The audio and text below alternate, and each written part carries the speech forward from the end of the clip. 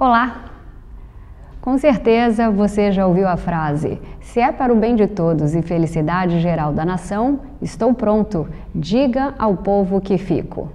Mas ao contrário do imaginário popular, ela não foi dita pelo então príncipe regente Pedro I no episódio conhecido como Dia do Fico. Segundo historiadores, trata-se de uma idealização para o surgimento da nação brasileira. Mas é inegável que o dia foi a materialização da queda de braço entre o Reino de Portugal e a colônia brasileira. Na época, o ato de permanecer no Brasil foi visto como audacioso e principalmente arriscado, pois tratava-se de ir contra as determinações das Cortes de Lisboa. E enquanto em Portugal esse gesto foi visto como rebeldia, aqui no Brasil foi festejado como uma decisão democrática e da vontade do povo em defesa dos interesses brasileiros. Na verdade, o episódio do Dia do Fico foi um antecedente do processo de emancipação política do Brasil construído ao longo do século XIX e em parte do século XX. Por isso, o 7 de setembro ficou conhecido como algo heróico, o dia em que o Brasil começou a se livrar de Portugal. Em 2022, o Brasil comemora 200 anos de independência, 2 séculos que Dom Pedro, às margens do rio Ipiranga, proclamou a independência do país. E como a história é a guardiã da memória, neste programa nós vamos relembrar os fatos mais importantes que marcaram essa data. E o convidado de hoje é mestre e doutor em História, com grande parte do seu trabalho dedicado à história da América colonial do século XIX e do Brasil colônia-império, e também pesquisador dessa relação das elites coloniais com a coroa portuguesa no século XVII. Eu converso com o craque em História do Brasil, o professor doutor Tiago Krause. Olá, Tiago, seja muito bem-vindo ao nosso programa, é um prazer recebê-lo. Eu confesso que eu estou muito curiosa para aprender mais, sobre a história do nosso país. Boa noite, Laura. Prazer estar aqui, obrigado pelo convite. Tiago, você é graduado no Rio de Janeiro, é também mestre e doutor em História. E seu currículo me chamou bastante atenção, porque grande parte do seu trabalho é dedicado à história da América colonial, do século XIX, do Brasil colonial e imperial. Inclusive, você também é pesquisador da relação das elites coloniais com a coroa portuguesa no século XVII, e da história socioeconômica de Salvador, que foi uma das capitais do Brasil. E a gente sabe que um povo que não sabe de onde veio, não sabe para onde vai. Então, Tiago, o que é que fez despertar tanto interesse por essa época específica do Brasil, pela história do país? Eu acho que você tem 2 questões, que para mim foram muito fundamentais, A primeira foi entender a longa duração dos elementos centrais da história brasileira, que é a desigualdade. Por que a gente é tão desigual assim? Por que o Brasil é tão desigual assim? Por que o poder político sempre foi tão concentrado, Então, a primeira questão que me marcou, foi entender essa desigualdade na longa duração. E para isso eu queria entender essas elites. Quem é que estava controlando o poder, no Brasil colonial, no Brasil imperial? E a segunda questão que me chama a atenção, que é o segundo elemento dessa desigualdade, é a escravidão. Então, eu queria estudar uma época que deixasse para a gente, que permitisse estudar a escravidão e entender, porque ela é o elemento fundamental da história brasileira. Você não entende nada no Brasil se você não entende essas 2 questões, a escravidão e o domínio político dessas elites. São esses 2 elementos centrais. E tem um pouco de sorte também, Enfim, quando eu comecei na graduação, já no segundo período da faculdade, eu acabei sendo convidado a trabalhar numa pesquisa com um professor da Universidade Federal Fluminense, o Ronald Raminelli, e aí acabei enveredando por esse tópico e seguindo por ele, Então, acho que tem esse elemento fortuito, que acontece com todas as nossas escolhas, Elas são muito menos planejadas e coerentes do que às vezes a gente faz parecer mais tarde. Tiago, no dia 7 de setembro de 1822, O Dom Pedro, às margens do rio Ipiranga, ele proclamou a independência do Brasil, um marco histórico do país. A celebração é mantida até hoje pela relevância que o 7 de setembro traz. Simbolicamente, significou o fim do laço colonial que existia com Portugal. Nós aprendemos tudo isso na escola, né? Nós celebramos o feriado de 7 de setembro, mas eu tenho certeza de que muita gente que está nos assistindo não sabe o real significado da data. Porque, então, antes de nós entrarmos mais a fundo sobre o assunto, eu pergunto, Tiago, qual a importância para o Brasil sobre o processo de independência, né? E principalmente qual a importância da autonomia para o povo brasileiro? Aí eu acho que a gente tem que pensar, né, o que autonomia é essa, que independência foram essas, né? Então, assim, são algumas questões que a gente pode trabalhar em torno do 7 de setembro. Primeiro é perceber que a gente tem datas, efemérides, datas comemorativas, né, que acabam sendo comemoradas. Por exemplo, o 7 de setembro, o 15 de novembro, né, que é a proclamação da República, enfim. Mas, na verdade, esses processos são consequência de contextos muito mais amplos, né? Então, a gente tem que pensar o 7 de setembro como um momento como um momento de discussão sobre o que deveria ser o Brasil. É uma discussão que estava em curso desde pelo menos 1820, quando você tem a Revolução Liberal do Porto, e aí você começa a questionar o antigo regime português, esse poder de um rei que não deveria ser submetido à soberania popular, e a relação entre Brasil e Portugal. São essas duas questões que vão estar em torno desde 1820. Então, o Brasil deveria ser um país só? O Brasil deveria manter-se unido a Portugal? Que tipo de relação a gente ia estabelecer? Então, o significado do 7 de setembro é o momento em que o Brasil continua, né, porque é um processo que já estava em curso há meses, a decidir sobre o que ele deve ser. E o 7 de setembro, ele foi comemorado, começou a ser comemorado já no Império, já no final do primeiro reinado, enfim, início do período regencial, ou seja, poucos anos depois de 1822, mas na verdade o significado dele foi muito mais contestado. No início, em 1822 especificamente, não foi necessariamente um momento tão importante. A independência já parecia estar mais ou menos definida em julho, principalmente agosto de 1822, quando você começa a tentar organizar politicamente esse novo Estado. Então, a gente começa a chamar uma Assembleia, que vai vir a ser uma Assembleia Constituinte, começa a fazer negociações diplomáticas com outros países. Para mim, o significado fundamental de 1822 é pensar a independência como um momento de disputa sobre o que vai vir a ser o Brasil. Porque a gente tem essa imagem patriota de um Dom Pedro proclamando a independência com todo mundo apoiando, né? Que vai ser imortalizada por pinturas nos anos seguintes. Mas, na verdade, era um momento de disputa com vários projetos políticos. Então, você tem projetos políticos nesse contexto mais federalistas, que desejavam mais autonomia para as províncias que viriam a constituir o Brasil. Ainda eram capitanias, depois províncias, e não eram estados ainda, né? Estados é o nome que vai ser posterior. Então, você tem projetos que questionavam mais a escravidão. Você tem projetos que desejavam maior participação popular. E você tem também projetos mais autoritários, projetos mais centralistas, né? Então, para mim, o interessante da independência é pensá-la não como o nascimento de uma nação brasileira, que vai demorar ainda muitas décadas para se constituir. Primeiro surgiu o Brasil. Os brasileiros vão surgir muito depois. Os brasileiros com uma identidade nacional, que só vai se consolidar mesmo no século XX. Então, o interessante da independência é pensar o que era, era pensar que é um momento de muitas possibilidades abertas.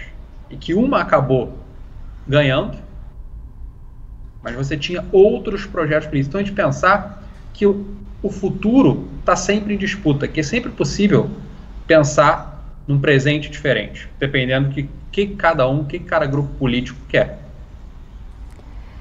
Eu vou voltar um pouquinho na história, até a gente chegar no grupo político, na história do Brasil colônia. Né? Quando a gente começa a estudar, a gente fala o Brasil era a colônia de Portugal. Então eu queria que você explicasse para quem está nos assistindo o que era o Brasil colônia, o que significava ser colônia e ser metrópole. Por que o Brasil era colônia de Portugal, né? O que era Portugal era a nossa metrópole?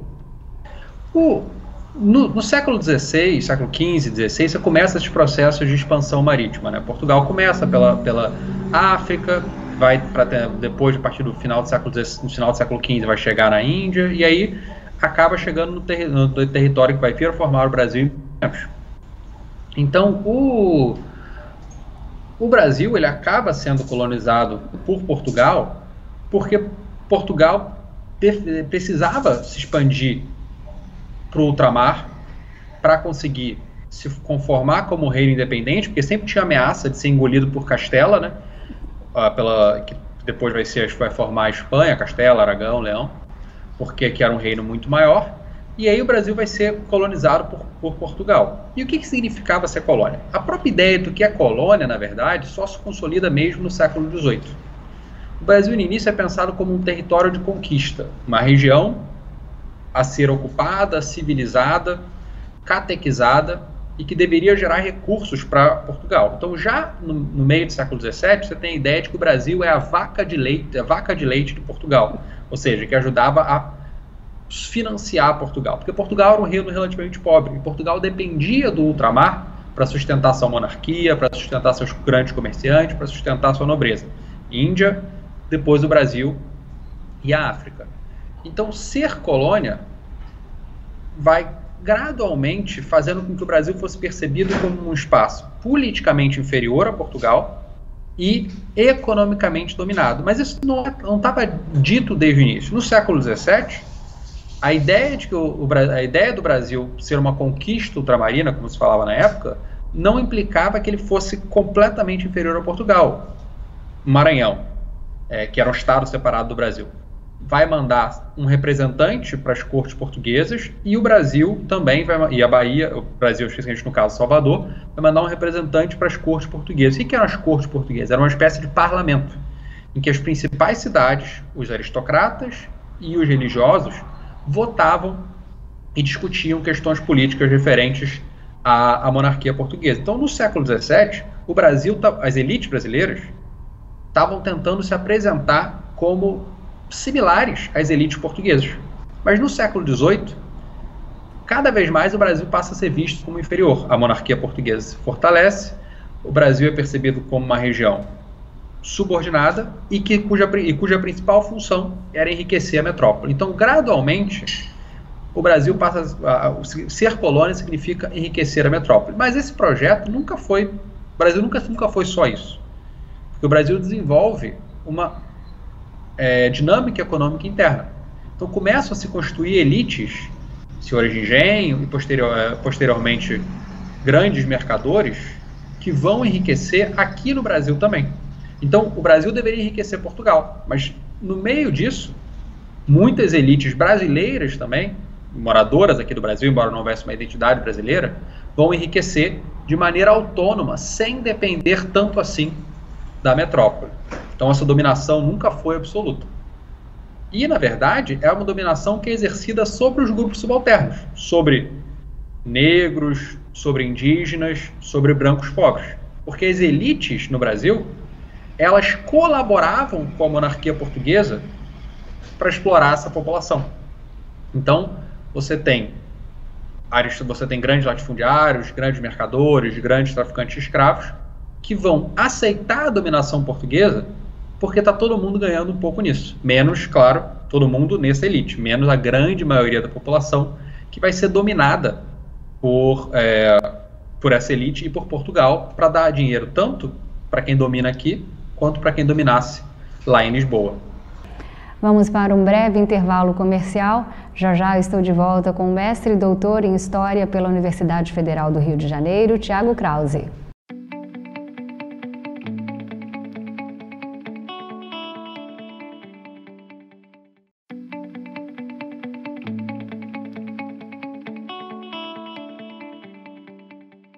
Estamos de volta com o programa Laura Campos Entrevista. O convidado de hoje é professor de História, especializado em Brasil colonial e imperial, para falar sobre os 200 anos de independência do Brasil de Portugal.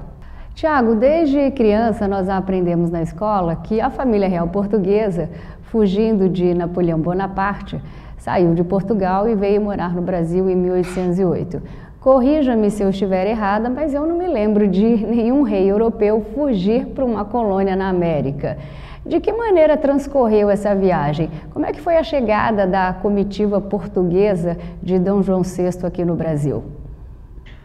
Você tem toda a razão, nenhum rei foi para as Américas. Chegou-se a cogitar isso no caso do rei espanhol. Ele chegou a cogitar fugir para o México, porque na mesma época que as forças napoleônicas invadiram Portugal, elas também invadiram a Espanha e tiraram a dinastia Bourbon do poder e colocaram José Bonaparte, o irmão do Napoleão, no poder lá. Então se cogitou o rei Fernando VII fugir para o México, mas não aconteceu. Então foi realmente algo absolutamente inédito. Você tinha outras fugas reais, mas eram para regiões próximas. Então foi algo impressionante. Já tinha rumores, ideias dessa transferência muito antes. Em 1736, o Dom Luís da Cunha, que foi o maior diplomata português da época moderna, ele já escreveu que era melhor Portugal vir a corte vir para o Brasil, porque ela estaria muito mais segura no Brasil. Por quê? E porque o Brasil era muito mais rico. 1736 é exatamente o auge da produção aurífera. Então, fazia já 70 anos que se discutia a sério, embora jamais se pensasse em colocar em prática, essa possibilidade da monarquia vir para cá. E quando a monarquia finalmente vem, ela vem porque o Brasil é efetivamente muito mais importante que Portugal. A população brasileira já era basicamente igual à portuguesa e você produzia muito mais riqueza, só que uma riqueza muito mais concentrada do que em Portugal. Portugal era uma sociedade fundamentalmente camponesa, com 2 ou 3 cidades com comércio internacional, Lisboa e Porto. O Brasil não, o Brasil já era muito mais voltado para a produção, para a exportação. Então, eles vão ser comboiados pela Armada Britânica, porque, lembremos, né, a Grã-Bretanha estava em guerra com Napoleão. Eles vão ser comboiados pela Armada Britânica, e quando eles chegam no Brasil, primeiro aqui em Salvador, onde eu estou, já se tinha avisado que eles iam chegar, né, e eles chegam e imediatamente abrem os portos. Parcialmente, essa abertura dos portos é para atender os interesses ingleses, mas os ingleses não pediram essa abertura total do comércio. Era uma tentativa também de pensar, olha, manter essa relação comercial exclusiva com Portugal, o chamado exclusivo colonial, não vai funcionar agora que Portugal está efetivamente em guerra com os franceses. Então você precisa abrir o comércio com as nações amigas, que fundamentalmente vai ser a Inglaterra, a Grã-Bretanha, para você poder arrecadar recursos para financiar essa corte portuguesa, esses milhares de pessoas que estão vindo junto com o rei. Porque não vem só a família real, vem a família real, vem aristocratas, e vem todo o aparato de Estado, que eles vão parar primeiro em Salvador e depois no Rio de Janeiro, que era a capital do Brasil desde 1763. Então vai ser um momento caótico de como é que você reorganiza uma cidade escravista para se tornar uma corte régia. Então você vai ter uma série de obras, uma série de monumentos, tentativas de embelezar a cidade para tentar igualá-la, né, a essa capital, a uma capital europeia. Mas na prática vai ser uma tensão sempre muito grande, né? Porque era totalmente diferente de qualquer coisa que houvesse na Europa, simplesmente pelo fato que metade da população era escravizada e que chegavam milhares e milhares de escravizados todo ano nos navios negreiros. Então vai ser uma transformação social muito grande. E vai ser também uma transformação política, porque o Brasil deixa de ser uma periferia do Império e passa a ser a capital. A corte, em vez de ser Lisboa, passa a ser o Rio de Janeiro. E aí, assim como Lisboa explorava o Brasil, o Rio também vai explorar os outros territórios, porque ele vai precisar de dinheiro para financiar essa corte e esse aparato estatal que chegou no Rio de Janeiro. Falando em Rio de Janeiro, Tiago, como é que foi a acomodação da corte portuguesa na cidade do Rio? Houve muito estranhamento entre os brasileiros e os portugueses que acabaram de aportar. É verdade que os brasileiros tiveram que ceder suas casas à nobreza portuguesa? Alguns sim, algumas casas foram, teve pessoas expulsas, né, que tiveram que realmente, ou pelo menos tiveram que acomodar, mas em sua grande maioria não houve essa tensão tão grande. Por quê? Porque você não tinha ainda uma identidade tão diferente, todo mundo era português. Não havia uma identidade brasileira, pelo menos não entre as elites. Talvez entre os setores mestiços, miscigenados, a população parda, a população livre de cor, talvez houvesse uma identidade mais diferente. Mas não havia essa identidade e essa ideia de que os brasileiros eram radicalmente diferentes dos portugueses. Era todo mundo português. Inclusive, vários homens ricos vão ceder suas casas para abrigar a corte e membros da corte, exatamente como uma tentativa de você angariar favores, uma maneira de você se aproximar da família real. Então, essa ideia de uma tensão brasileiros e portugueses, ela vai surgir quase que só na época da independência. Porque em 1808, ainda era praticamente todo mundo tinha como identidade principal a portuguesa, porque todos eram vassalos do mesmo rei. A identidade brasileira só vai surgir mesmo em 1821, 22, e mesmo assim com dificuldades e lentamente. Já que você já foi para frente, né, em 1822, muitos historiadores costumam ligar a vinda da família real, né, com a futura independência do Brasil em 1822.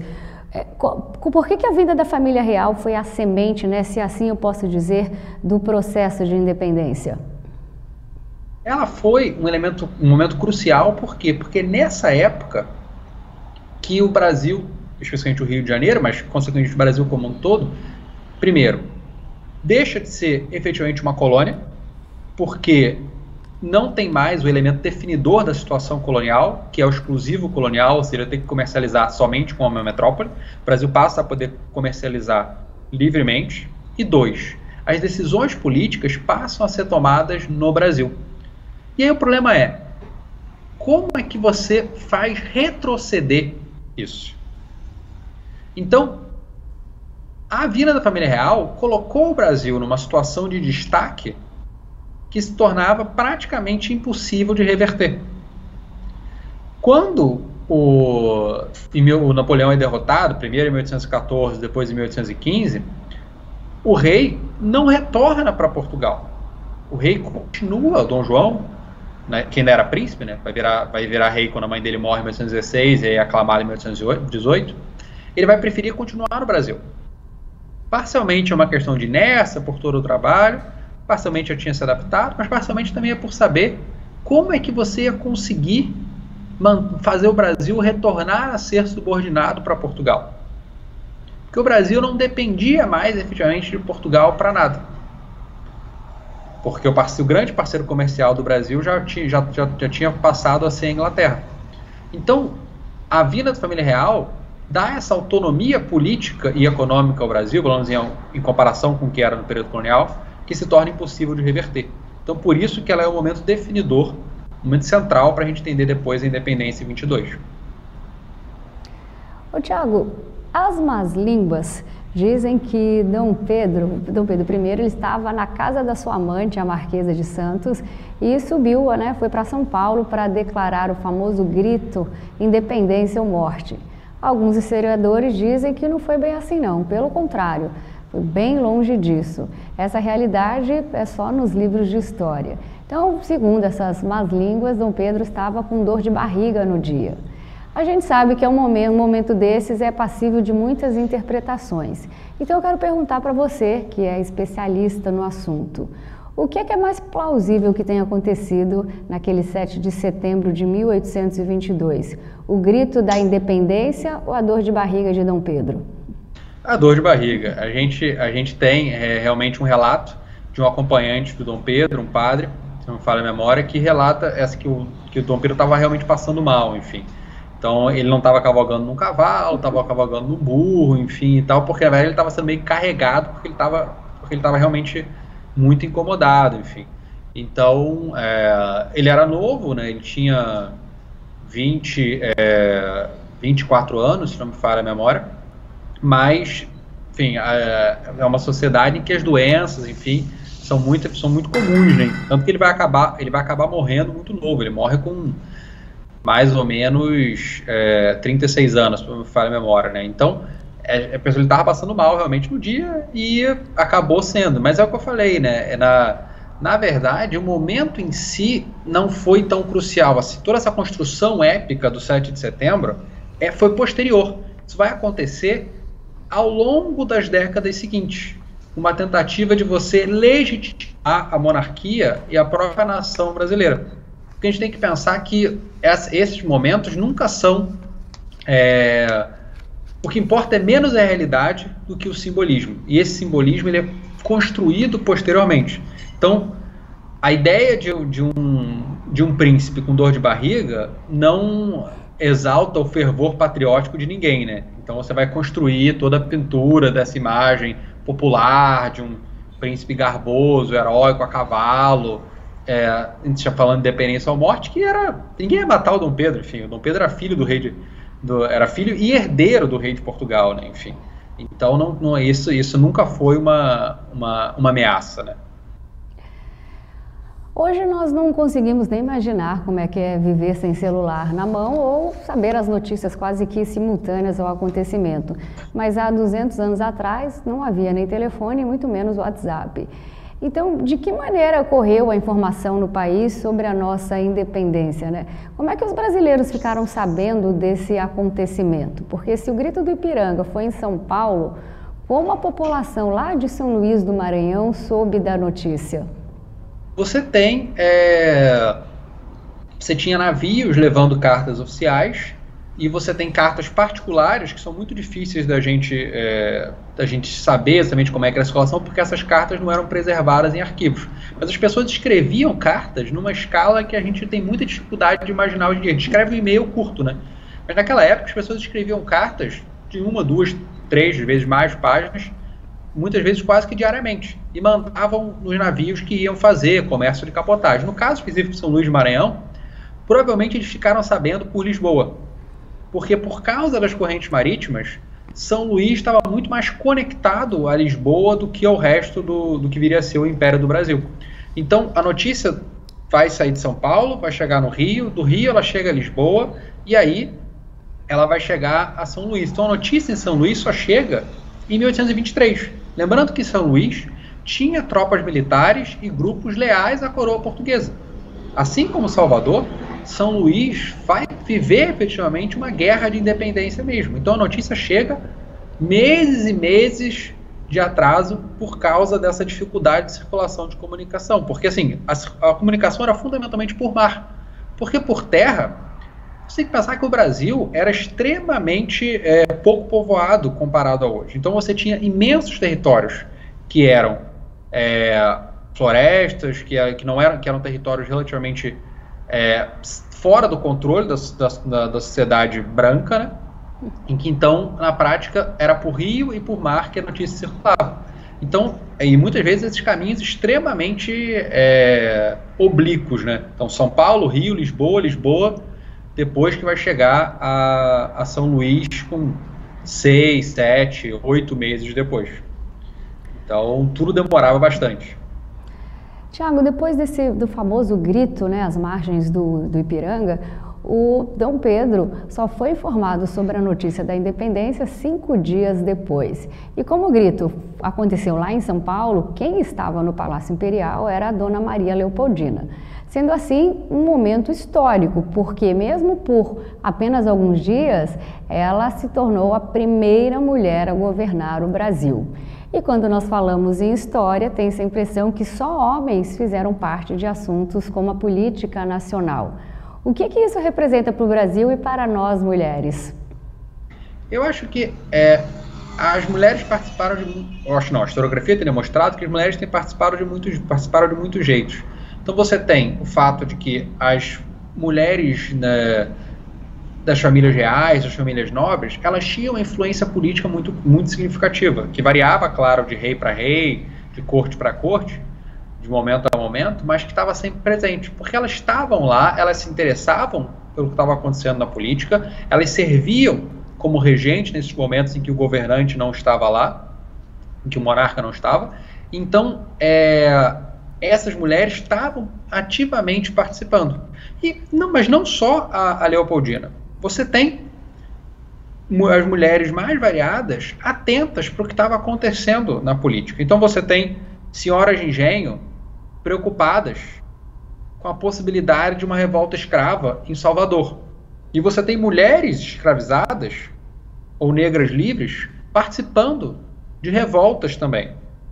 Então a política, ela era institucionalmente masculina, mas as mulheres estavam lá, estavam presentes e estavam influenciando os homens de múltiplas maneiras. Só que nem sempre a gente consegue ver isso, porque tudo depende, né, do que fica registrado depois nos arquivos e nos relatos da época. Mas imagina, você está vendo um momento de grande transformação, uma revolução, um momento de indeterminação. Sendo homem ou sendo mulher, sendo branca ou sendo negra, você vai querer participar e se interessar e ver o que está acontecendo, e você vai conversar com seu marido, com seu filho, você vai participar de uma manifestação de rua. Então as mulheres participaram de muitos jeitos. Muitas vezes é difícil para a gente, para o historiador, enxergar isso. Mas isso, inclusive, acho que é uma das tarefas que a historiografia tem se proposto nos últimos anos. Mas acho que a gente está avançando um pouco nisso e está percebendo que sim, as mulheres estavam lá, a gente só tinha que perceber. E a Leopoldina é só a mais famosa, mas muitas outras que você só acha no papel velho, no arquivo, ou num panfleto que foi publicado na época, estavam sim presentes e prestando atenção. Porque o fato de elas serem excluídas da política não significava que elas não se interessassem e tentassem intervir da maneira que pudessem no que estava acontecendo. Vamos para mais um rápido intervalo comercial. Daqui a pouco nós continuamos com o tema 200 anos de independência do Brasil e também com o doutor em História pela UFRJ, Tiago Krause.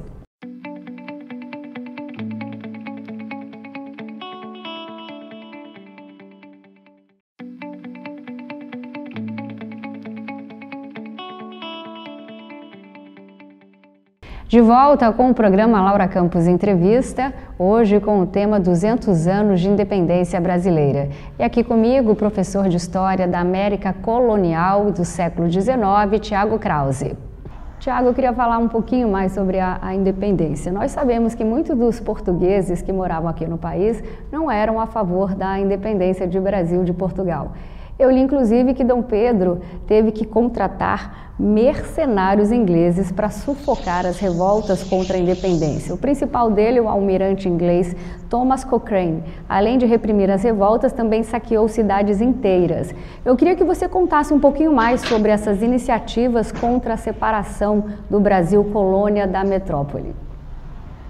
É interessante pensar o seguinte, né? O Brasil, ele tinha uma imigração portuguesa muito grande. Todo ano chegavam milhares de portugueses aqui. Então, essa conexão entre o Brasil e Portugal, ela era socialmente, familiarmente muito intensas. Porque mesmo aqueles que que tinham nascido aqui no Brasil, eles muitas vezes tinham pais, tinham irmãos, tinham parentes em Portugal. Então você tinha uma circulação muito intensa entre o Brasil e Portugal. E os portugueses muitas vezes controlavam o comércio. E muitos deles tinham ligações comerciais muito intensas com Portugal. Então podia ser contra os interesses econômicos deles essa separação. Enquanto outros temiam o que podia vir a acontecer com esse país independente. Mas não eram só os nascidos em Portugal que foram contrários à independência. Você teve nascidos no Brasil também que foram contrários à independência, né? O Sérgio Buarque de Holanda, que hoje em dia é mais conhecido como pai do Chico, né?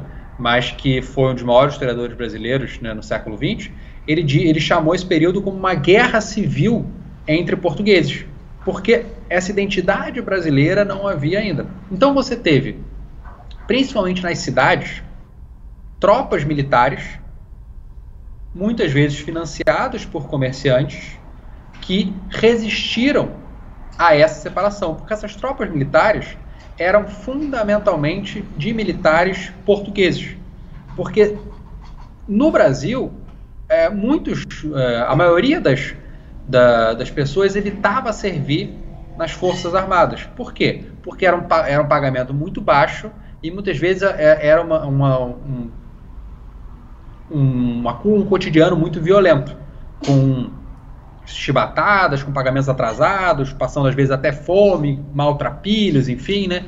Então, muitas vezes as pessoas não queriam servir nas Forças Armadas como soldados. Então, boa parte dos regimentos tinham vindo integralmente de Portugal. Alguns, inclusive, com experiência militar na luta contra os franceses. Então, esses regimentos, no Rio, mas principalmente em Salvador e em São Luís, resistiram a essas tentativas, a essas possibilidades de independência. Então, Salvador e São Luís foram sitiadas pelo meio rural, e nesse meio rural é que o apoio, que era basicamente tinha muito menos imigrantes portugueses, porque a maioria dos imigrantes portugueses ficava na cidade, onde estavam no pequeno, no grande comércio, então o apoio ao Brasil, a independência estava fundamentalmente no campo, enquanto esses comerciantes usavam os recursos deles, os navios deles, o dinheiro deles, para financiar essa resistência, que vai ser bastante prolongada. Por isso que a Bahia, por exemplo, comemora a independência só no dia 2 de julho, porque foi só em 2 de julho de 1823, ou seja, quase um ano depois, que efetivamente Salvador se rendeu às forças brasileiras. E como você não tinha forças armadas efetivamente brasileiras, você precisou contratar mercenários ingleses, mercenários alemães, para conseguir debelar essas revoltas. As forças armadas brasileiras vão demorar um certo tempo, né, a conseguir se estabelecer. Vai ser mais efetivamente uns 15 anos depois da independência que você começa a constituir um exército, uma marinha efetivamente brasileiros, embora muitos dos oficiais maiores ainda tivessem nascido em Portugal. Então, esse conflito, nascer em Portugal era um elemento que ampliava a chance de você apoiar o lado português, mas não era o fator determinante. Tem muitos nascidos em Portugal que ficam do lado da independência do Brasil, Dom Pedro, claro, mas muitos outros além dele, e muitos nascidos do Brasil também ficam do lado de Portugal. Era uma questão que tinha muito mais a ver com interesses econômicos, com interesses políticos, às vezes com o fato de que, olha, quem é a força armada que está mais perto de você? Você está em Salvador? É melhor você dizer que está do lado de Portugal, para você não arriscar ser preso ou morto.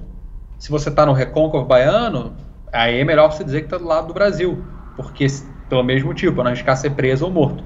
A gente tem que pensar que essa identidade nacional era muito mais frágil do que a gente imagina hoje em dia. Não havia uma lealdade automática a um Brasil que existia ainda. Tiago, e onde é que estava o povo nisso tudo? Ele participou ou não desse processo de independência? Onde é que ficou o povo numa hora tão importante como essa? Estava por toda parte. Você tem o povo nas rebeliões desde 1820, por exemplo, para se aderir às cortes do Porto, a Revolução do Porto, as cortes de Lisboa, que era a ideia de você fazer uma constituição para acabar com a monarquia portuguesa. O povo votou, inclusive as eleições, a gente sabe muito pouco sobre essas eleições, mas as eleições para a corte de Lisboa parece ter tido uma participação popular significativa. O povo, e isso inclui os escravizados, participou militarmente de múltiplas maneiras nesse momento. Quem é que eram esses soldados? Quando, por exemplo, as forças do Recôncavo Baiano vão sitiar aqui Salvador, elas estão fazendo isso exatamente por quê? Para poder... elas estão fazendo isso porque esse povo decidiu escolher esse lado, ou pelo menos foi influenciado pelos coronéis, pelos senhores de engenho que dominavam nesse período. Você tem escravizados fugindo e tentando conseguir a liberdade, lutando ou do lado português ou do lado brasileiro, ou simplesmente fugindo e formando quilombos. Você tem grupos indígenas que vão ficar do lado de quem parecesse ter mais chance de preservar suas terras, sua comunidade indígena. Então, essa ideia de que o Brasil foi uma revolução feita pelo alto e pacífica, ela é bastante incompleta. Porque mesmo no Rio de Janeiro, você teve uma participação popular significativa. E essa participação popular, inclusive, que ajudou a neutralizar a ameaça das forças militares portuguesas. E nos outros espaços, os setores populares foram fundamentais para essa adesão a esse Brasil nascente.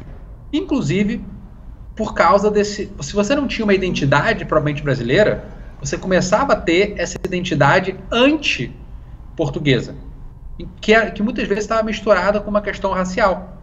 Então, por exemplo, em Recife, você vai ter os movimentos, né?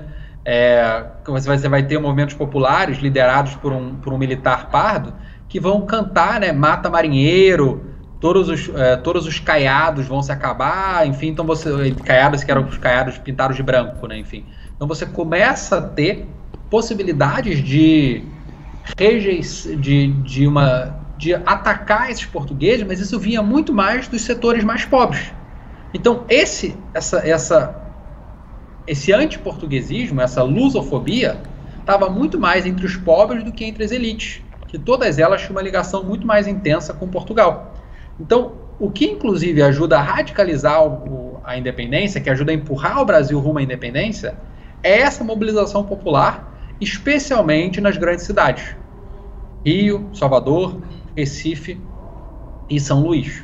Se você não tivesse essa mobilização popular, era perfeitamente possível, no Brasil e em Portugal, que Dom Pedro e Dom João VI tivessem conseguido constituir alguma forma de união entre Brasil e Portugal. Mas como os setores populares em Portugal não queriam nenhum tipo de subordinação ao Brasil, e como o Brasil não queria nenhum tipo de subordinação a Portugal, essa mobilização popular foi importante para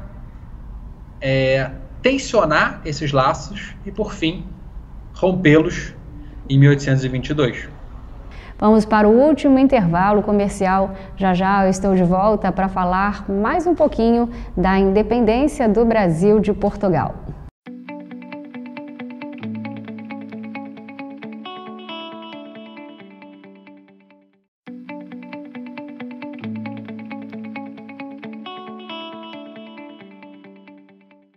Voltamos com o último bloco do programa Laura Campos Entrevista, e este programa comemorando 200 anos da independência do Brasil. E aqui comigo um expert no assunto, professor, mestre e doutor em História, especialista nas elites coloniais e sua relação com a coroa portuguesa, Tiago Krause. Tiago, tudo bem, teve a participação popular, mas a independência do Brasil foi um momento que foi meio atípica, porque ela veio de cima para baixo. Contratar mercenários é uma coisa um pouquinho esdrúxula. Foi um caso único na história de um país que rompe com a metrópole, mas que, ao mesmo tempo, ele mantém o mesmo sistema de governo, que é a monarquia, e o mesmo regime de trabalho, que é a escravidão. Então, o que a gente aprende com a independência do Brasil?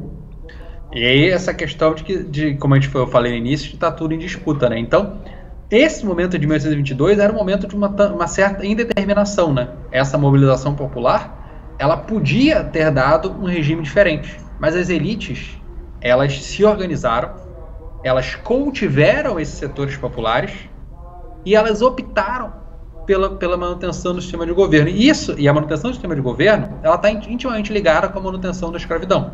A escravidão continua em todos os países independentes das Américas, com exceção do Haiti, que já tinha abolido a escravidão. Mas na América Espanhola, ela está em decadência, porque os negros participaram dessas revoluções de independência, e aí a escravidão vai perdendo legitimidade. Nos Estados Unidos, a escravidão continua e aumenta, né? Quando os Estados Unidos se tornam independentes, eles têm mais ou menos 700 mil escravizados. Quando você tem a Guerra Civil, em 1861, já são 4 milhões de escravizados, né? Então, os Estados Unidos também mantiveram, mas eles, como você falou, não mantiveram não mantiveram o sistema de governo. E por que então que essa elite mantém o sistema de governo? Exatamente porque se pensava que a única maneira de você garantir a desigualdade social, de você garantir a escravidão e de você reprimir esses setores populares que tinham se mobilizado em 1822, 1820, 21 e 22, era mantendo um sistema de governo monárquico. Então, a Assembleia Constituinte, que vai se formar em 1823, ela vai reunir fundamentalmente esses homens de elite. E aí o que eles vão pensar? Eles vão fazer uma Constituição que era relativamente conservadora para manter essas estruturas sociais, mas ela não foi conservadora o suficiente para o Dom Pedro e outros que apoiavam. Então, o Dom Pedro vai fechar a Assembleia Constituinte e vai outorgar uma Constituição autoritária, mais centralizadora, em 1824. Então, em 1822, a gente teve um momento de possibilidade de participação popular. Mas esse momento foi fechado nos anos seguintes. E isso não aconteceu só aqui. Nos Estados Unidos também, a participação popular imediatamente após a independência foi muito grande. E por isso que a Constituição deles, de 1787, que ainda está em vigor, tenta limitar essas possibilidades de participação popular. O Senado americano, por exemplo, era um Senado que não era eleito diretamente até o início do século XX. Exatamente porque o Senado era para funcionar como uma tentativa de você conter esses elementos populares. Então, por toda parte, no Brasil, nos novos países da América Espanhola, nos Estados Unidos, na França, pós-revolução, no Reino Unido, após todas essas transformações da Era das Revoluções, do qual a independência do Brasil fez parte, se tem uma tentativa de conter essa energia popular. E o Brasil, infelizmente, foi um dos países mais bem-sucedidos nisso. E por isso a gente continuou uma monarquia escravista durante quase 70 anos.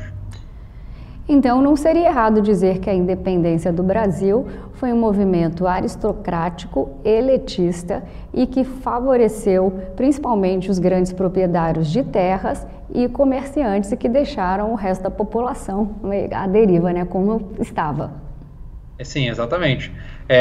Tá correto falar isso, mas lembrar que isso não era algo previsto. Podia ter sido diferente, mas eles ganharam. As elites ganharam. Elas conseguiram reprimir e conter essa mobilização popular que existiu, mas que não foi forte o suficiente. Porque é difícil. Como é que você organiza, né, uma revolução popular numa sociedade que é super desigual, em que muitos livres têm medo de uma revolução escravizada? Como é que você organiza isso? E aí, na prática, você não consegue. Você tem uma série de insurreições populares que vão continuar a existir até, pelo menos, das décadas de 1830 e 40, mas que vão ser sempre pontuais e vão acabar sendo derrotados. Mas não fica exatamente tudo como igual, né? Porque você tem, mal ou bem, o princípio da soberania popular. E esse princípio vai ser incorporado por livres, por pobres, às vezes até por indígenas, para tentar reivindicar algum grau de participação popular. Mas, infelizmente, vai ser muito pouco, né? Então, assim, as elites ganharam essa disputa. E isso explica muito da história brasileira. Tiago, nesses 200 anos de independência, um dos fatos mais relevantes foi a abolição da escravatura em 1888. Mas a República Velha ela deu continuidade à escravidão com outras máscaras, cujas sequelas continuam até hoje, né, viva na sociedade. Na minha opinião, datas como essa, 200 anos de independência, deveria ser um olhar para trás e encarar os pontos que não deram certo e que ainda hoje atrapalham o desenvolvimento do país, como o racismo, por exemplo. Nós também continuamos vendo pessoas mais humildes sendo exploradas pelas classes superiores. Milor Fernandes já dizia que o Brasil tem um imenso passado pela frente, né? Uma frase muito antiga, mas que não deixa de ser atual. Quais os benefícios que a independência trouxe para o Brasil, se 200 anos depois ainda existem resquícios do Brasil colônia? Eu acho que o principal benefício que você pode dizer é essa ideia de que o que importa é a soberania popular. Então, a independência, ela colocou a retórica da liberdade e a retórica de que o povo que a soberania reside no povo. A gente não conseguiu realizar essa ideia da liberdade para todos. A gente não conseguiu efetivamente garantir que o povo possa exercer a sua soberania. Mas a gente pode dizer que a liberdade permitiu que essa luta mudasse de patamar. Porque agora, em vez de você lutar contra o monarca do antigo regime, você pode usar mecanismos constitucionais e você pode exigir que essas elites aceitem a transformação em realidade da retórica que elas estão usando. Então, a independência, digamos que o benefício que ela traz é permitir que a luta se intensificasse. Mas, na prática, o que ela mostra, acima de tudo, é que essa luta é incompleta, né? Que a gente ainda precisa, a sociedade brasileira ainda precisa se transformar muito, né? Ô, Tiago, no Brasil de hoje, qual seria o seu grito de independência? Bem, eu acho que a questão é a gente pensar, né, a liberdade e a igualdade para todos, né, enfim, né. Então, em vez de independência ou morte, né, seria liberdade e igualdade para todos ou morte. Ou não, né, porque eu não sei se eu sou tão corajoso assim para morrer por alguma coisa, né, enfim. E o que o Tiago Krause espera para os próximos 200 anos do Brasil? Eu acho que ninguém consegue imaginar, né, tão longe no futuro. Né? Eu acho que olhando como futurólogo, eu sou um historiador razoável, enfim. Mas o que eu espero, o que eu gostaria, né, nesses 200 anos é que a gente preservasse, fosse um Brasil que conseguisse preservar o meio ambiente e diminuir as desigualdades sociais para que todo mundo tivesse a oportunidade de efetivamente alcançar uma independência pessoal. Tiago, eu quero agradecer por essa entrevista, por ceder o seu tempo e por nos dar informações tão enriquecedoras deste período da história do Brasil. Muito obrigada por essa entrevista. Obrigado, Laura, pelo convite. E muito obrigada a você também que nos fez a companhia. Segunda-feira eu estou de volta e continue ligado na programação aqui da TBO.